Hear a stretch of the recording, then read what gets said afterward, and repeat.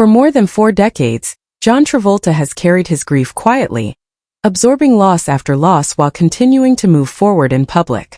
The deaths of his mother, his wife Kelly Preston, and his son Jett reshaped him in ways few people could see.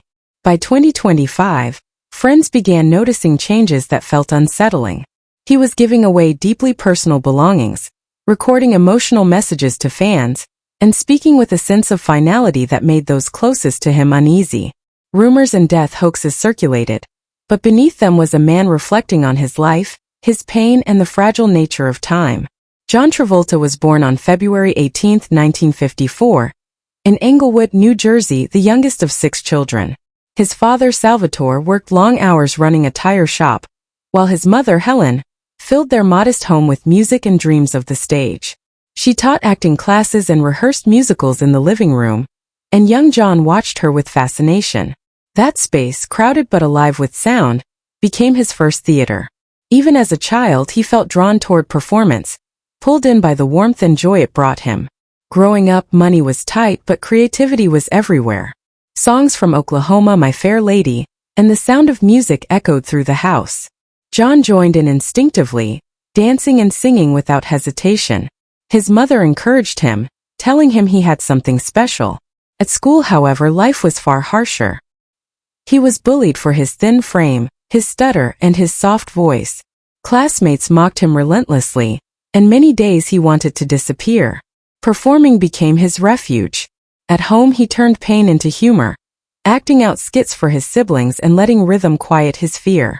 When he was 12, Helen cast him in a small role in a community play she directed.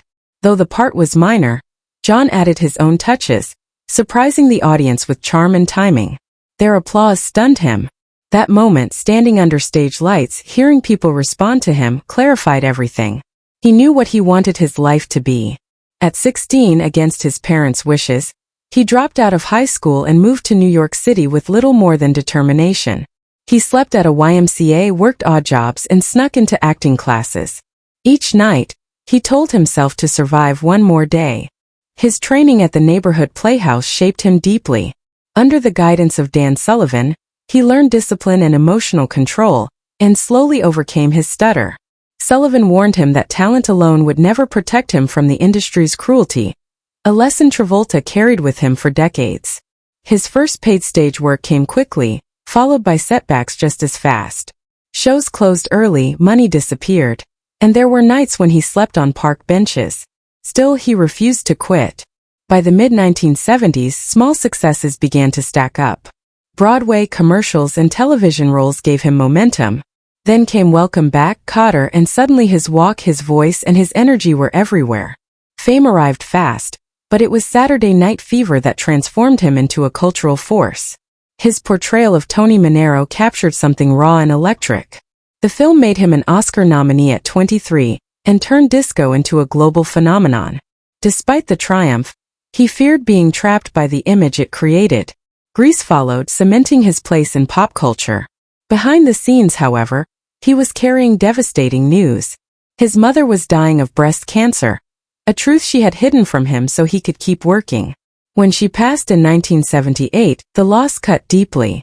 Even as his career soared, grief became a constant companion. He continued to make bold choices, some successful, others painful. He turned down roles that would later become iconic, missed opportunities that haunted him during quieter years. The 1980s brought instability. Films failed, critics turned cold, and legal battles exposed how unprepared he had been for sudden wealth. During this period, he met Kelly Preston. Their bond grew through shared belief, shared struggle, and a need for grounding. They married in 1991, and for the first time his personal life felt steady. Their relationship became his anchor. Career revival came unexpectedly. Look Who's Talking revived his popularity, and later Pulp Fiction redefined his legacy. His work in the 1990s showed a new confidence, a willingness to embrace complexity and risk. Yet danger followed him even off-screen. As a licensed pilot, he narrowly escaped disaster during a flight when systems failed and another aircraft guided him to safety. That brush with death lingered in his memory. In 2000, he made one of the biggest gambles of his career, investing heavily in Battlefield Earth. The film failed catastrophically, becoming a cautionary tale in Hollywood. Still, he endured. He kept working, kept flying, kept believing.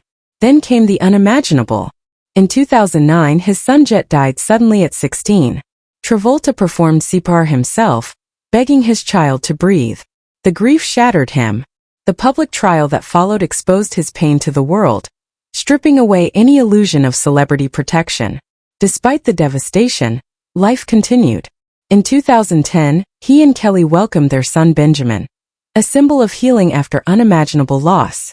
Travolta turned toward charity, using his aviation skills to deliver aid during disasters. He returned to television with renewed focus, earning acclaim for his portrayal of Robert Shapiro. Even when projects failed critically, he stood by them, valuing personal meaning over approval. The final blow came in 2020 when Kelly Preston died after a private battle with breast cancer. Travolta's tributes revealed a man broken yet devoted, honoring her request to keep living with joy. By 2025 at 71, he was still dancing, still flying, still mentoring. A holiday commercial reminded audiences of his enduring spark, while social media hoaxes falsely declared his death. He dismissed them quietly, continuing on his own terms. John Travolta's life has been shaped by movement, music, loss, and resilience.